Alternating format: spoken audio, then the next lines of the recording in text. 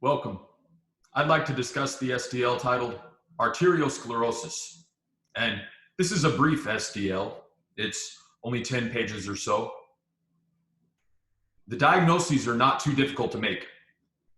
This is a physiologically intensive text, however, and there's a lot to think about abstractly within. So I'm going to do my best job of presenting the material from a physiology standpoint because I believe that's really what you ought to derive out of this text. Arteriosclerosis is defined as a thickening of the arterial wall. So this is also seen in atherosclerosis, and it is important to note on page 2 that atherosclerosis is a subcategory of arteriosclerosis.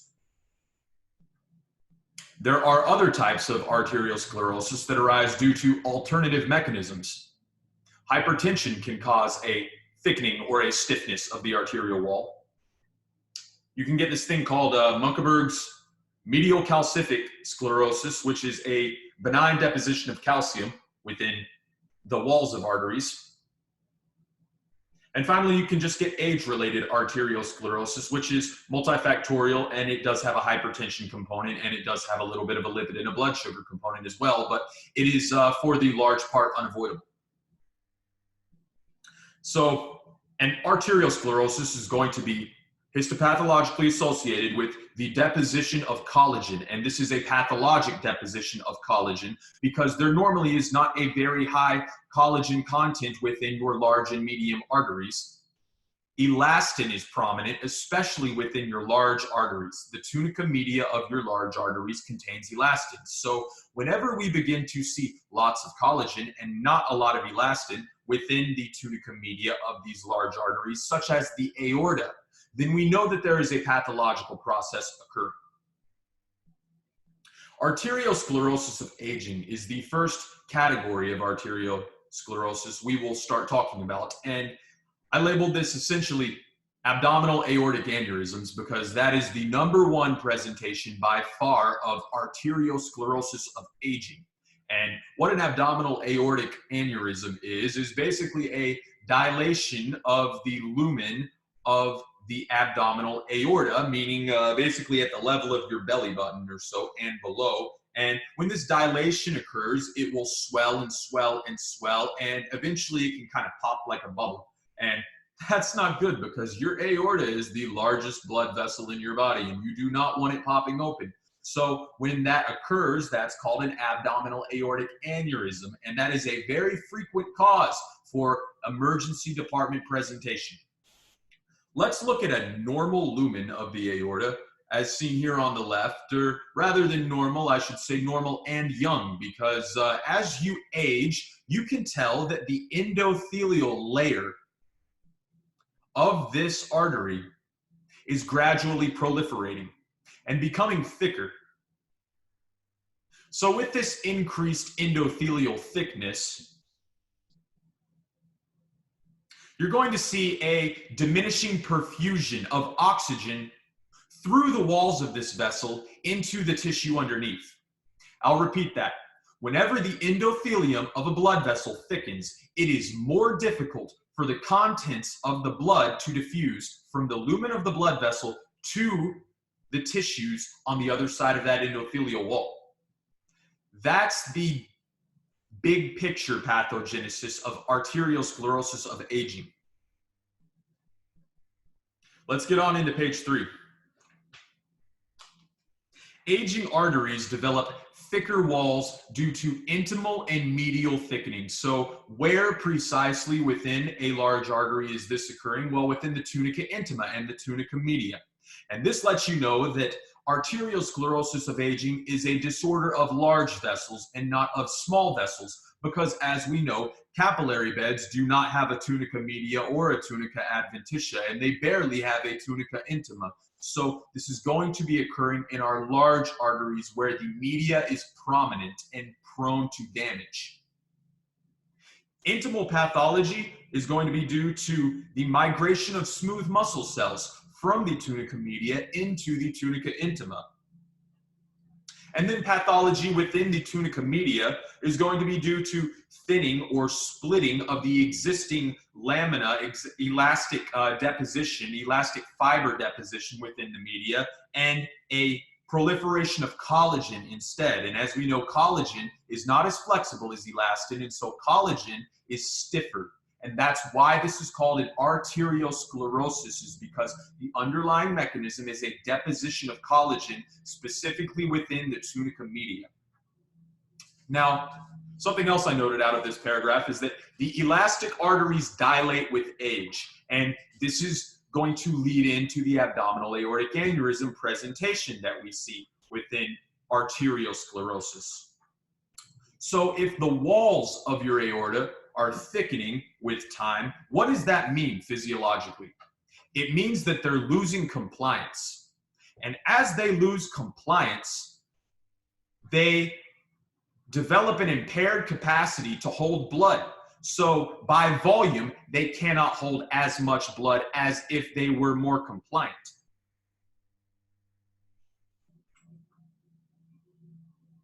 An abdominal aortic aneurysm, I want to take the time to mention, is going to present with severe left flank pain. And in a question stem, it's going to be presented as a pulsatile mass on the front of the abdomen that's tender to palpation. And the patient's also going to be hypotensive if that aneurysm has ruptured, because they're bleeding out within their abdominal cavity.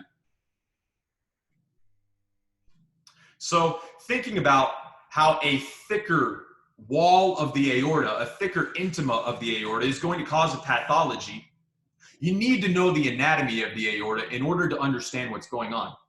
The aorta is so thick in terms of its lamina that it contains its own blood supply.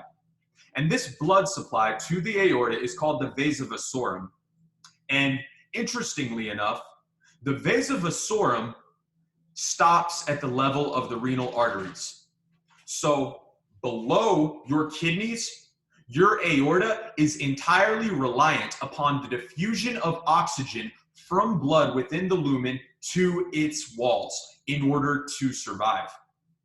That's why any pathology that thickens the walls of the aorta is henceforth going to diminish the diffusion of oxygen from the blood of the aortic lumen into the walls of the aorta. That's the pathogenesis in a nutshell. So when your aorta becomes thickened and less compliant, what happens is that you have to increase the stroke volume of your left ventricle to overcome this increased afterload. That's where we're starting. The diminished aortic compliance is mathematically a decreased afterload, and this is going to lead to a compensatory hypertrophy of the left ventricle. As we take a look at the structure of this aorta, this is a normal aorta, and as you can tell, the elastic layers are stained densely here and arranged concentrically. And in a pathologic aorta, you will start to see the erosion of these elastic lamina. So you'll see less stripes and more spaces in between stripes in a pathology. Moving on to the paragraph at the bottom of page 3, arteries become stiffer with age, and this is directly attributed to the fragmentation and degradation of elastin. So there it is in the text. The loss of elastin causes the stiffening. There's a flip side to that too, and that's the deposition of collagen, and we see that in the middle of this paragraph, and it explicitly says that collagen is much stiffer than elastin. So again, that's why the walls of your aorta are thickening. And then there's this mention of matrix metalloproteinase 2 and 9, and you ought to know what a matrix metalloproteinase is in general. It's a pair of scissors that floats around the extracellular fluid and cuts connective proteins. So things like collagen, things like elastin, things like laminin, I think, can be extracellular. Matrix metalloproteinases have substrate specificity for different types of ropes and tethers and cables that hold cells together. And so a high degree of MMP activity is going to mean that you are actively remodeling the architecture that holds cells together. And when you're doing this, the cells kind of don't like that, and they know that they need to replace the glue that is holding them together. And so they do so by the only means they know how, with collagen, because smooth muscle cells are differentiated to the point where they can no longer produce elastin. They can't transcribe the protein because that region of their DNA is silent, but they can make collagen because smooth muscle cells come from the same mesenchymal origin as fibroblasts. And fibroblasts are really responsible for gluing things together, you know? So a smooth muscle cell can still lay down collagen. And where do you find smooth muscle cells? Inside the tunica media of large arteries. And so whenever there is a high degree of reactive matrix metalloproteinase activity in response to some injury or whatever stimulus, then smooth muscle cells will lay down collagen in response. So let's start to think more about the mechanics of blood flow through this compromised and overly stiff aorta, this non-compliant aorta in a word. At the top of page 4, this is a very important table. And the reason why it's important is because you're gonna get symptoms in a question stem of chest pain and trouble breathing, you know? But then there's 20 reasons why your patient could have chest pain and trouble breathing. So you need to think backwards from the presenting symptoms and assemble any clues that you have, such as a pulsatile abdominal mass, you know, and you need to be able to connect those dots in the backwards direction to arrive at the pathogenesis of arteriosclerosis of aging. That's how it will be presented on our upcoming in-house exam. That's how it will be presented on boards. And so then we have this discussion of pulse wave velocity. And pulse wave velocity is the gold standard clinical metric. It's a test that we use to quantify the degree of arterial stiffening present. And I'll post a link to a useful video that I found in the comments section of my own video. But what you need to know immediately is that pulse wave velocity is a measure of latency or delay in pressure. And the wider this delay of pressure is between your carotid and your femoral arteries, we know that the wider or the more drawn out your pulse is. So the longer it takes for your pulse to go from point A to point B. Let me rephrase that. We're measuring the time that it takes for a pulse to get from your heart to your carotid and then from your heart to your femoral artery or your iliac. And then we're going to derive from those two measurements the rate at which blood travels downwards through your aorta. And a greater delay between your carotid and femoral pulse is going to mean that blood is traveling slower down through your aorta. And that's a good thing because that means you have a compliant aorta. So when there is a smaller delay between when the pulse hits your carotid and when the pulse hits your femoral artery, we interpret that as meaning that the aorta has been thickened, that the aorta is pathologically non-compliant. And that's what allows us to quantify the degree of arteriosclerosis experienced by a patient. And the concept of reflected waves can be best explained by the fact that pulsatile blood throughout a tube is in itself a mechanical wave. And so whenever that wave enters a junction point, part of it gets obstructed and reflected back to its source point. And so a compliant aorta is going to take a longer time to reflect those waves back. And a non-compliant aorta, it's stiff and thickened, so it will reflect those waves back quicker. And when those waves reach the heart, what that means is that you get a tiny little spike in your systolic pressure or your diastolic inside that ascending aorta whenever the waves do return to their origin.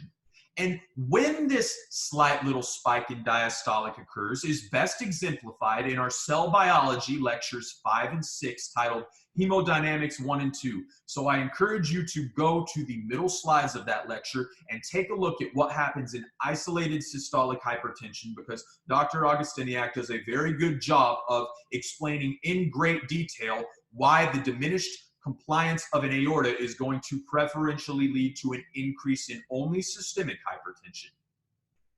So that is your pulse wave velocity. Again, it's a clinical measure of aortic compliance. Let's get into the clinical presentation of arteriosclerosis of aging, and more specifically, or more broadly, of isolated systolic hypertension. So you're going to see a patient, and you're going to notice their systolic is really high and their diastolic is normal. So you ought to be thinking compliance whenever you see this. And the reason you ought to be thinking compliance of the aorta whenever you see this is because diastolic blood pressure is dependent on two things: heart rate and peripheral resistance. Now, the aorta is not a peripheral vessel. So the aorta, whatever the aorta is doing, does not factor into diastolic blood pressure. Instead, the increased afterload mediated by aortic noncompliance will only raise systolic blood pressure. So that's why you see a patient present like this. So when you have a higher afterload, you get a lower stroke volume, right? And that's until you compensate for it. So you compensate for having to push against this higher afterload by increasing the strength with which your left ventricle contracts. And what is that going to lead to over the long term? Left ventricular hypertrophy. So if you have a left ventricular hypertrophy to maintain stroke volume against an afterload, what's that doing metabolically to the substrates consumed by your tissue? It's raising their oxygen demand. So you're going to see an increased oxygen demand within your left ventricle as a result of this increased afterload.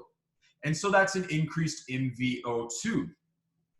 But, and this is a really big but, because the pressure in your aorta is going down, blood gets shunted away from your coronary arteries to your aorta, because your blood has a choice. You know, it says, I can go into these coronary arteries, or I can keep going into the aorta, right? So whenever your heart's working harder, those coronary arteries are a little bit higher pressure. And then whenever your aorta is non-compliant, that aorta is a little bit lower pressure. So when blood has the choice to enter the coronary arteries versus entering the lower pressure system of the aorta, it's going to choose to go into the aorta. So what that leads to is a hypoxia of the myocardium of the heart due to an underdelivery of blood to the coronary arteries, because the aorta is so low pressure that it's drawing that blood away from the high pressure coronary arteries.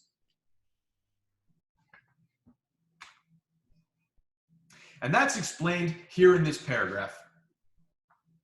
Isolated systolic hypertension is characterized by an increase in systolic without an increase in diastolic. That's very important because that's how the patient presents. An increase in pressure throughout systole increases left ventricular load. Increased ventricular load leads to left ventricular hypertrophy and to increase in left ventricular oxygen requirements. All of these predispose to left heart failure. So that's where we're going. That's the terminus of this sequence of pathology, is left heart failure. So you've got this increased oxygen demand by your left heart, but then you've got this decreased aortic pressure as a result of the noncompliance. And so blood chooses to go into the aorta rather than into coronary arteries, and this directly leads to ischemic heart disease.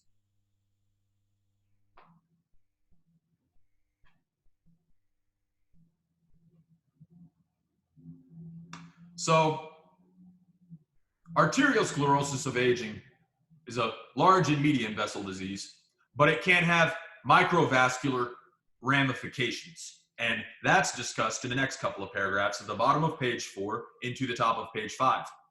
And basically, if your aorta is non-compliant, well, remember we are saying that blood is a mechanical wave. The pulsation of blood is a mechanical wave. And so mechanical physics necessitate that that mechanical energy has to be absorbed by some buffer. And if the aorta can't absorb that mechanical energy, because that's what non-compliance means, then that energy just gets pushed later on down the line. So your smaller arterioles and capillaries start to incur the force of pulsatile blood as a result of aortic noncompliance. And that's what this graph, these two graphs, are showing you. The two organs that this will affect most immediately are the brain and the kidney. And in the kidney, you're going to see wedge-shaped renal infarcts. And these pale infarcts are going to be an example of what kind of necrosis? Coagulative necrosis, because the architecture is preserved. And these wedge-shaped infarcts are going to be due to what? A hypoxia, then an ischemia mediated by vascular compromisation. And so, the nature of the injurious stimulus to the microvasculature of the kidney can vary. It could be arteriosclerosis, or more specifically, it could be atherosclerosis. It could be a clot. It could be an embolus, you know? It could be lots of different things. So the differential of a renal infarct includes arteriosclerosis of aging. And then in the brain, of course, you would see a question may give it to you as a big red area, kind of right in the middle of the brain where your globus pallidus putamen is. And what's that red thing? You know, it's a hematoma. It's a bunch of spilled blood that popped out of a hole in one of the lenticulostriate arteries, because those are very, very skinny. And that's what's called a lacunar stroke. So you need to be able to connect the dots between aortic noncompliance and microvascular stroke, because that specific example is sure fair game for this exam. We just spent a lot of time talking about the lacunar infarcts. So that's a lot of physiology. And the arteriosclerosis of aging, if I had any takeaways, it's that number one, abdominal aortic aneurysm is the big presentation of this. And then number two, microvascular aneurysms are the second biggest presentation of arteriosclerosis of aging. Let's please move into hypertensive arteriosclerosis.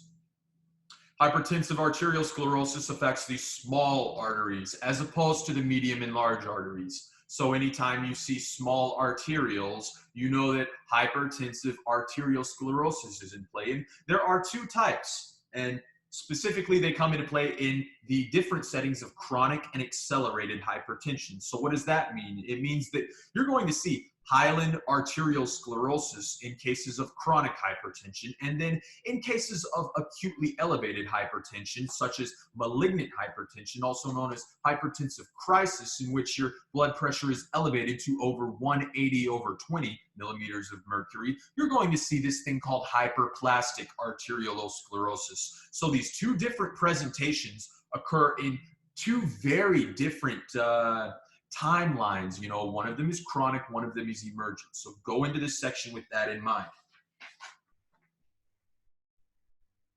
Now, let's talk about what this thing is. There are two main reasons you could get a hyaline arteriolosclerosis. And one of them is hypertension and the other one is diabetes. This hyaline arteriolosclerosis is the deposition essentially of hyaline cartilage, which is collagen, within the subendothelial space. And it stains very bright pink on H&E, and it only occurs in the small vessels. So what causes this collagen deposition? Well, it's going to be endothelial stress, right? And those endothelials get stressed in the setting of hypertension just due to a brute force mechanism, right? So you have proteins that float around in your blood, and that's called albumin. And there are many other proteins besides albumin that float around in your blood. And you have a hydrostatic pressure within the lumen of all of your blood vessels, and that hydrostatic pressure determines how much force the blood can exert against the wall of the lumen. And when hydrostatic pressure is way up, as in the case of hypertension, well, that means that proteins get pushed through the endothelium, literally pushed by the force of blood pressing up against that lumen.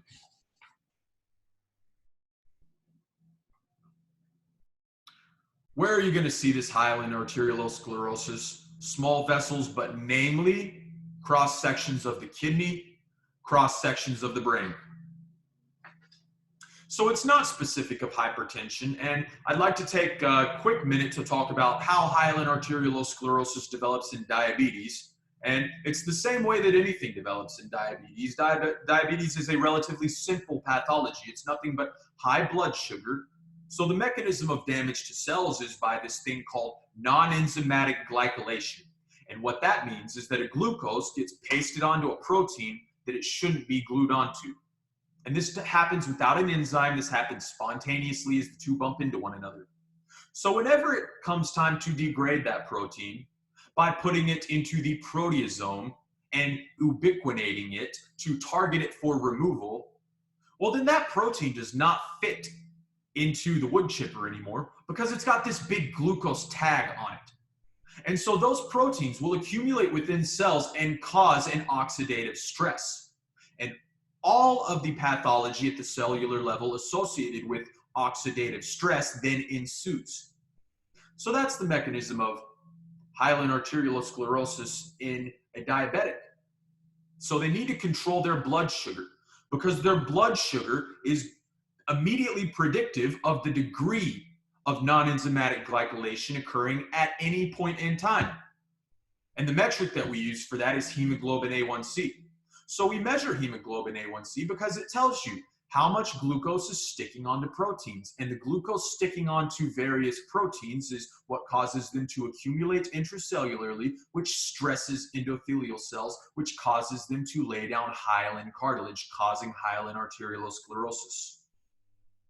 So you can get microaneurysms specifically in the eye, and we just saw lots of diabetic retinopathies at the end of our last block. And this is the mechanism by which it occurs, because you start to get this hyaline arteriolosclerosis, and then you compromise the ability of this tiny, tiny blood vessel to expand and constrict. And when that happens, if you force a mass amount of blood into this arteriole all at once, well, if it's more than it can handle, it's just going to pop. And so when that happens in the eye, we can see it fundoscopically. So that's an important consequence. Moving back over to the hypertension track, hyaline arteriolosclerosis is caused by hypertension, remember, because proteins just get pushed into the endothelium, and they don't like that. It's kind of like just being poked. You know, you get poked enough, and eventually you don't want any more of it. So when you look at a kidney with hypertension, it's getting proteins pushed straight through the endothelium of its lumen and into the parenchyma of that tissue. And so when you're getting protein pushed into the parenchyma of a tissue, you also get sodium following it, because eventually the hydrostatic pressure is going out, the proteins are relocating, so the osmotic pressure in the extracellular compartment is going straight up. And then what happens? Salt's going to go too. So all these cells of your kidney get hypertonic because water and protein are getting pushed into the parenchyma of the kidney, and salt's there too. And when they get hypertonic, they atrophy. And that's a big mechanism for the gross atrophy of the kidney, which you see here. The kidneys lose mass and shrink, and their surface acquires a fine, even granularity that resembles grained leather. And it's all due to this narrowing endothelium, this narrowing blood vessel lumen. So a recap, the hyaline material reflects a leakage of plasma components across vascular endothelium. What's that mean? Blood pressure is so high that it's pushing protein into the functional tissue of an organ. Excessive extracellular matrix production by smooth muscle cells. Remember, that's going to be collagen deposition secondary to matrix metalloproteinase expression by endothelial cells when they are stressed. That's what's going to lead to endothelial cell injury and the histopathologic findings of Hyaline arteriolosclerosis. So then we've got this hyperplastic arteriolosclerosis, and you can see this in in some similar places as you would see hyaline, namely in the small microvasculature of the kidney and of the globus pallidus of those lenticulostriate arteries. And what both of these have in common clinically is that, well, look at the size of that lumen, and look at the size of that lumen. You're not fitting much blood into there, And if I were to use a word to describe it, I would call it stenotic. And whenever you have a stenosis, you have a buildup of pressure in front of that stenosis, and then you have a drop in pressure downstream from that stenosis. So on either side of that constriction at a point or amongst a length of a vessel, before you get to the stenosis, you've got a greater risk of aneurysm in that blood vessel because pressures are building up. And then you've got your segment of stenosis or of hyaline arteriolosclerosis. And then after that, you've got a higher risk of tissue ischemia on the other side because they can get hypoxic because it's tougher for blood to fit through that stenotic lumen. And can you also see how a clot may easily be able to occlude entirely this narrow lumen as opposed to one which can modulate its size and which isn't so constricted? Yes, very easily. And then pertaining to cardioblock, can you see how an infarct would get there to begin with? And the answer to that is atrial fibrillation. Because whenever you have AFib, then your heart's basically vibrating. And so any clots present on the wall of that aorta or the wall of the atria get dislodged. And if it's a clot on the wall of the left atria, well, it can travel out to the systemic circuit. And if it travels out to the systemic circuit, that clot can go down your aorta and into your kidneys, and then it can diffuse through arterioles and eventually reach one of these very small sclerosed hyaline arterioles within the kidney, and it'll stay there. That's how you get a wedge-shaped renal infarct. So hyperplastic arteriolosclerosis, moving on, you're going to see this in situations of hypertensive emergency. Again, this is not the sort of finding you would see in a chronic hypertension patient. So pay attention to the office setting in the stem of a question because that will guide you towards hyaline versus hyperplastic. And a hyperplastic arteriolosclerosis is exactly what it sounds like. There is a hyperplasia, too much growth, right? And so it's a proliferation of cells because a hypertrophy would be a swelling of cells, but a hyperplasia is a multiplicity of cells. So malignant hypertension, again, 180 over 120 is the threshold, and patients will present emergently with this fibrinoid necrotizing arteriolitis. And it's important to note that it is fibrinoid necrosis and not a coagulative necrosis that would be expected upon seeing a vascular event such as a thromboembolic occlusion or a tissue ischemia. Fibrinoid necrosis is going to be characteristic to this hyperplastic arteriolosclerosis because of all the collagen that's being laid down in between these kind of concentric lamellae of endothelial cells around this lumen. And the picture on the right here shows you specifically what a fibrinoid necrosis looks like.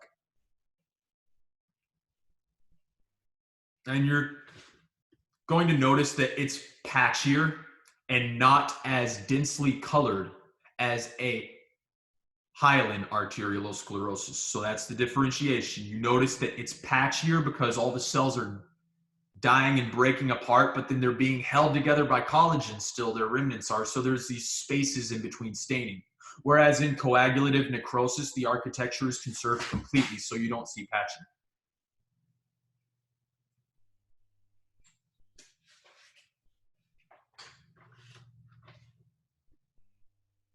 So hyperplastic arteriolosclerosis, you might get shown a picture of this on a question stem where a patient presents to the emergency department, and because it's a hypertensive emergency, you ought to be able to recognize that. So some features that you may see associated with hypertensive emergency and hyperplastic arteriosclerosis are going to be papilledema because of high blood volume.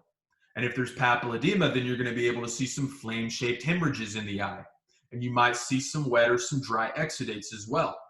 And you might see a dilation of the blood vessels within the eye, leading you to say, oh, hey, there's hemorrhages and these blood vessels are thick. I think that this patient's hypertensive. And then you're going to look at their blood pressure, and it's going to be something like 210 over 150. And you're going to be like, holy cow, yeah, man, it's through the roof. And so this is a question that could result out of such a stem is, well, what do you expect to see on histology, period?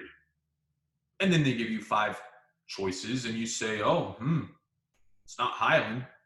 It's not going to be any gross changes to the wall of the heart, not yet. And so, hyperplastic arteriolosclerosis. Yeah, let's go with that. Or they could ask you, what's the treatment for a hypertensive urgency? And the answer to that is, well, you infuse this guy with the strongest vasodilator you can get your hands on ASAP, because if you don't, then what are you going to do? Bleed him out? You have to reduce volume somehow. So you do that by dilating and pushing volume into the extracellular compartment. So that's hypertensive hyperplastic arteriolosclerosis. Again, it's characterized by fibrinoid necrosis. It's also going to be bright pink like hyaline, but it's not going to have as much consistency or thickness to its staining as hyaline. And then last point is, what's the material? Fibrin, not collagen. I believe I misspoke when I said that fibrinoid necrosis was collagen deposition. No. It's fibrin. I apologize. So that's kind of the tough part of the SDL out of the way. And these last 2 pathologies are much, much simpler. Monkeburg, medial calcific sclerosis specifically is benign. It's going to be an incidental finding on an X-ray, on a CT with contrast, on an angiogram. And the reason why you're learning about it now is so that you don't freak out immediately and say, oh my gosh, this patient's got stone in their arteries. No. This is a normal thing. It occurs normally with aging. How a question could present, is a real simple first order. They give you the imaging and then they say, what's going on, and you have to be able to say, oh, calcific sclerosis. Or they could second order it and say, well, what's the prognosis, doc? And you got to say, oh, it's benign. Nothing's wrong with them. And then they could say, well, what's the association with the pathology you see? And so then you got to make sure that there are no stenoses within the outlines of the lumens that you see, because that would be a trick question. That would be a fibromuscular dysplasia, or that would be a arteriolosclerosis. But if they're pretty patent, then you're like, okay, this is just nothing but calcification. So the association is with diabetics. 94% of all diabetics have this sort of calcification by 35 years of disease. So diabetes association could be a question. Where it's at could be a question. And specifically, it's going to be in your limb, large arteries. And then it's also going to be in the large arteries perfusing some of the larger organs, such as the GIGU organs, or the breasts, or the thyroid. Again, this is something that often shows up on imaging or angiograms whenever we're diagnosing a cancer, and it's just like, oh, okay, calcific sclerosis. Finally, where is it occurring? That could be a question. It's in the tunica media, and it's in the internal elastic lamina. And then the last thing is that it could coexist with atherosclerosis. So again, possibility for a trick question whenever they give you the picture of calcific sclerosis, but they give you the stats and the lab work of a patient with a high lipid profile and, let's say, diabetes or something. And then you got to know that they're trying to ask you about atherosclerosis and not calcific sclerosis. So our last pathology is fibromuscular dysplasia. And this is what it sounds like: dysplasia. Wrong growth of muscles, right? And the fibro component means that you've got this fibrous component to your muscular cell layer, as opposed to it being all muscle. So a fibromuscular dysplasia is most often going to include the tunica media of your medium arteries, because your tunica media happens to have lots of smooth muscle in it. What you need to know about this for immediate purposes is that it's got a strong 90% female predilection. It'll present around midlife. It's distributed to the kidneys and to the internal carotid preferentially, and it might also pop up on the vertebral arteries, so a head CT with dye or a angiogram of the brain. This could be an incidental finding and something else you have to take into consideration before you go in and stent or operate on whatever needs fixed. And the mesenteric presentation is there too. That's much less common, but you could get ischemic valve disease localized to a particular quadrant if this is a vascular issue in those patients. You can categorize fibromuscular dysplasia as intimal, medial, or adventitial. There's presentations in all three of the layers of your arteries, but medial is by far the most common, and that's handy because medial or fibromuscular dysplasia within the tunica media is the only type of fibromuscular dysplasia that will present with this beads on a string appearance. Intimal and adventitial fibroplasia will all present flatly or as point stenoses along the vessel lumen. So again, getting into intimal fibromuscular dysplasia, you see a ring-like stenosis, or it could be tubular along a segment, but you will not see the beads on a string if it is an intimal FMD. The medial fibromuscular dysplasia is characterized by the string of beads appearance on angiography. It's pathognomonic, and it's a collagenized tunica media. That's what you're looking at, alternating with regions of thinned out damaged media. So it's collagen that's getting put into this smooth muscle layer. And then finally, an adventitial fibromuscular dysplasia is the deposition of collagen around the outside of a blood vessel, and that will lead to a tubular or a length of stenosis along a normal blood vessel. And then you can have multifocal and focal fibromuscular dysplasia. And what that's telling you is that, well, focal's here in the middle, and that's when it's just one point. Again, you get a point stenosis, and then when it's multiple points, you get the beads on a string appearance. And going back to how we thought about renal infarctions, could you see a clot getting stuck here?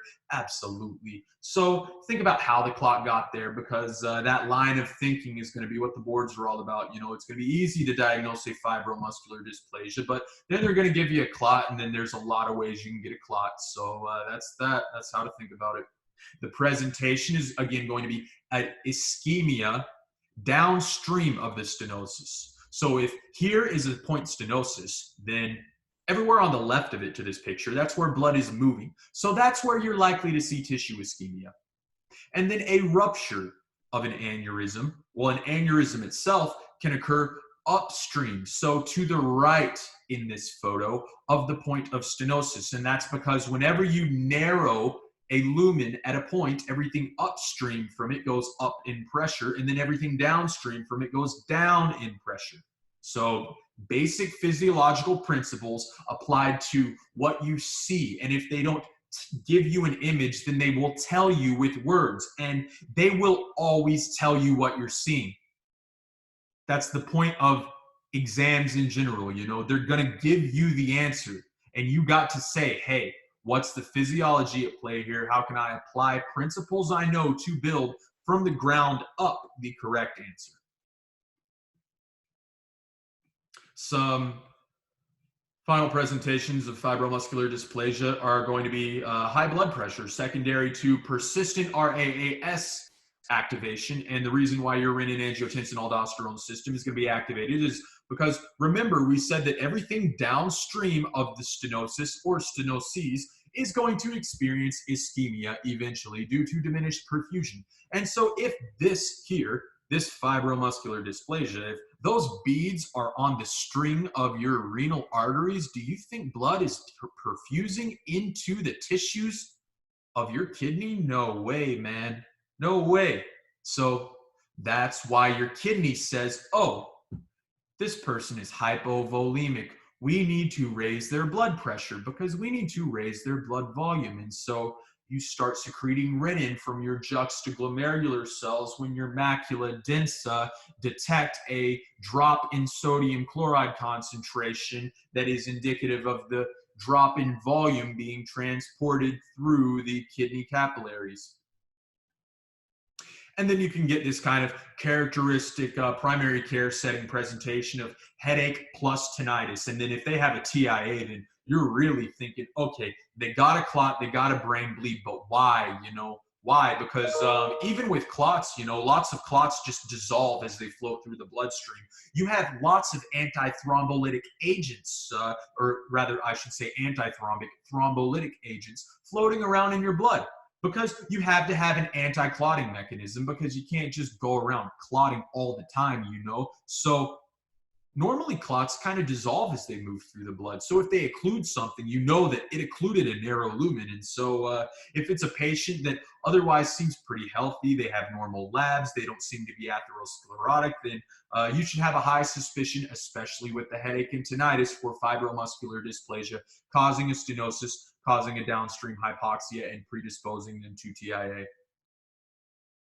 Then they've got a quick description of the mesenteric presentation, and then a description of the pathogenesis, which I kind of discounted for purposes of exams because it says the cause of fibromuscular dysplasia is unknown, and they want to test you on usable concepts that have been empirically validated, not things that are at the forefront. And if they tested about like things that are currently being discovered, good gosh, we'd all be making 200s on the USMLE, so it's like good luck. And then principles of treatment for fibromuscular dysplasia, always surgically corrected. Unfortunately, you can't do anything with a medication. You can't do anything lifestyle. It can help, but that'll be treating the symptoms. And to get to the core pathology, which is the immediate stenosis of a section of artery, you have to go in there and blow it up with a balloon. Thank you very much for watching this video. I hope that you absorbed much of the abstract knowledge contained within this SDL. Again, give it a second pass, specifically the arteriosclerosis of aging and the hypertensive arteriolosclerosis sections, to make sure that you know the mechanisms behind the symptoms that you see in patients, the clinical presentations of them, as well as the anatomical pathology, the anatomical side of things. Again, with the arteriosclerosis of aging, you see a compromised aorta that is going to be non-compliant, and it's going to be non-compliant typically because these patients have hypertension, and that agitates the endothelium, leading to the production of matrix metalloproteinases in a very chronic time frame. So over time, you start cutting up elastin within the walls of your abdominal aorta, and you start depositing collagen in its place, and the smooth myocyte is the cell that deposits that collagen, and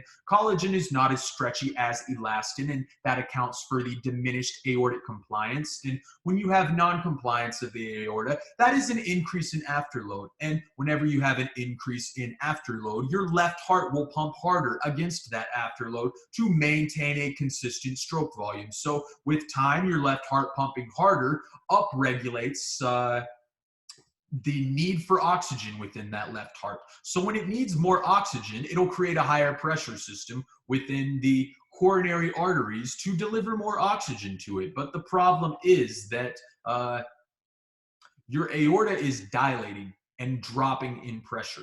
And whenever blood has a choice to go down into the aorta versus to go into these coronary arteries that require oxygen, the blood's going to choose to go into the aorta because the aorta is dropping so far in pressure that it just wants to go into that low pressure system. So that's going to predispose patients with aortic stiffness to ischemic heart disease, which is the chronic manifestation, and acute MI and left heart failure as an acute manifestation. Then we have hypertensive arteriolosclerosis. Know the difference between hyaline and hyperplastic arteriolosclerosis. Know that hyaline can be caused by diabetes through advanced glycylation end products, which is glucose sticking onto proteins and making those proteins non-trashable. So those proteins accumulate in cells and cause stress, and then the stress on the cells stimulates reactive collagen deposition by smooth muscle cells.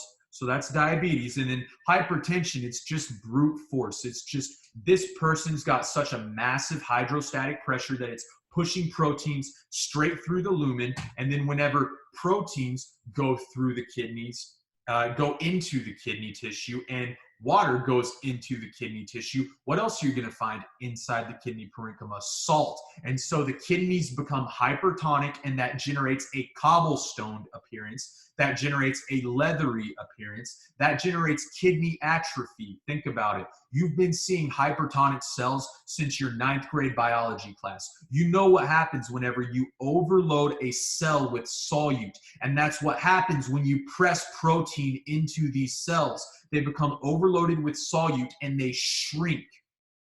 That is hypertensive arteriolosclerosis in the kidneys. And then the hyperplastic variant is going to be a proliferation of cells. Again, it's very tough for oxygen to diffuse through all those layers of endothelium. You're prone to ischemia. It only occurs in hypertensive emergency, which is defined as an episode of hypertension greater than 180 over 120 millimeters of mercury.